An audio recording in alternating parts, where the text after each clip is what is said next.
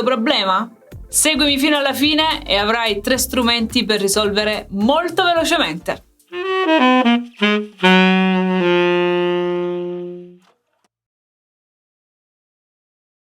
Ciao, sono Emanuela e sono una clarinettista sassofonista professionista. Mi occupo essenzialmente di didattica con lezioni one-to-one nel mio studio di Bergamo e soprattutto online. Parliamo di note acute nel clarinetto e soprattutto di attacco delle note acute. Le note acute nel clarinetto hanno bisogno di una proiezione molto specifica. Non basta soltanto velocizzare l'aria e pensare alla I, ma bisogna creare una camera di compressione prima che l'aria arrivi dentro lo strumento. Per questo abbiamo bisogno di fare esercizio prima senza strumento. Passo numero 1. Aria e pressione adeguata. L'esercizio pratico è: inspiro, tengo l'aria, la mando in pressione e lascio andare. Vediamo come fare.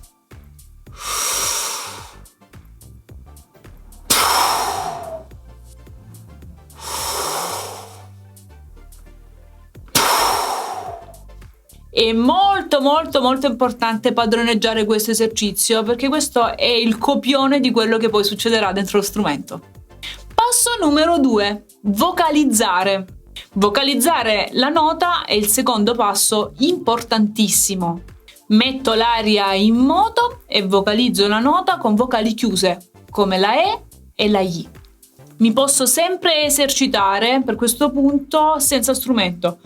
Ti, ti, ti, ti, ti, ti. Il mio maestro mi diceva: se non sai cantare non sai suonare. Non aveva tutti i torti. Non dobbiamo andare a fare il canto lirico, ma vocalizzare le note è molto importante anche per uno strumentista. Passo numero 3. Preparare.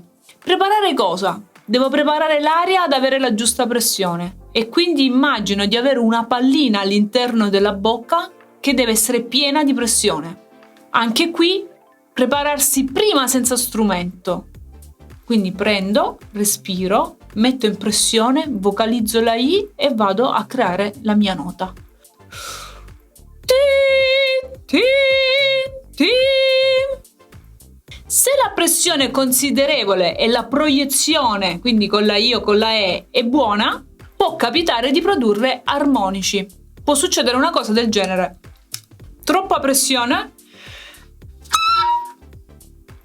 In questo caso quello che è venuto fuori non è un fischio, ma in realtà è un armonico.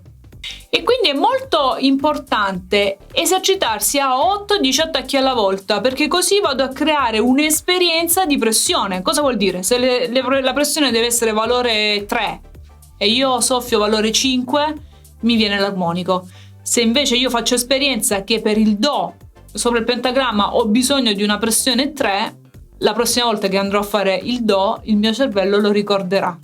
L'effetto scalino sulle note acute del clarinetto è veramente molto sgradevole e soprattutto va a minare la tua sicurezza, perché diventa sempre un po' un terno al lotto. Viene, non viene, chissà, boh. Studiando sistematicamente questo registro 5-10 minuti al giorno, abbiamo la capacità di acquisire maggiore sicurezza e soprattutto padroneggiare ogni singolo suono. In una fase un pochino poi più avanzata possiamo abbinare gli attacchi acuti ad una nota fissa inferiore per migliorare anche la flessibilità. Ti allego un piccolo estratto del mio lavoro che si chiama Flex Clarinet per esercitarti e trarne giovamento. Adesso vediamo qualche esercizio da fare. Quindi ricordati: inspiro, metto in pressione, penso alla I e mi esercito su 4, 8, 12 attacchi alla volta.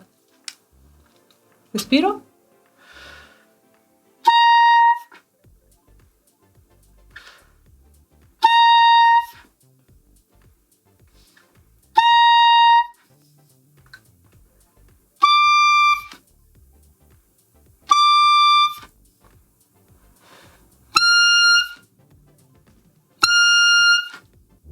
Quando gli attacchi sono puliti e su 8 attacchi 7 sono buoni, sto andando sulla strada giusta.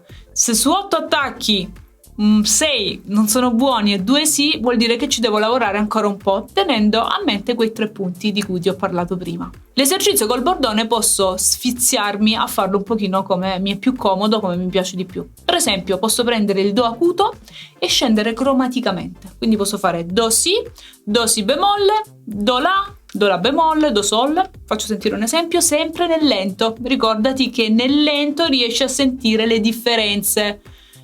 La musica è una cosa fatta per pazienti e soprattutto la qualità di esecuzione è data dai dettagli. Quindi se studi lentamente i tuoi dettagli saranno molto migliori di chi è voglio fare subito tutto, oggi devo fare il concerto di Mozart. No, bisogna fare le cose fatte bene con un certo criterio e una certa precisione.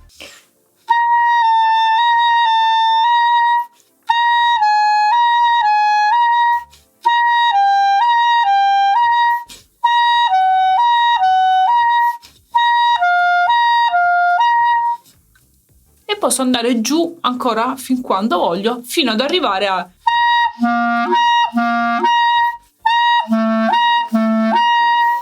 Attenzione, questo esercizio se lo fai staccato è molto più semplice. Io invece l'ho fatto in legato, che è un pochino più difficile. Esercitati sempre nella maniera più sfidante per avere migliori risultati. In descrizione a questo video, come ti avevo detto prima, troverai un piccolo estratto di Flex Clarinet, che è un mio lavoro fatto per i clarinettisti, sia per studenti che per quelli che vogliono mantenere il livello. Io spero veramente che ti possa essere utile nel tuo percorso di studi. Ti saluto e ti do appuntamento alla prossima pillola di clarinetto. Ciao ciao!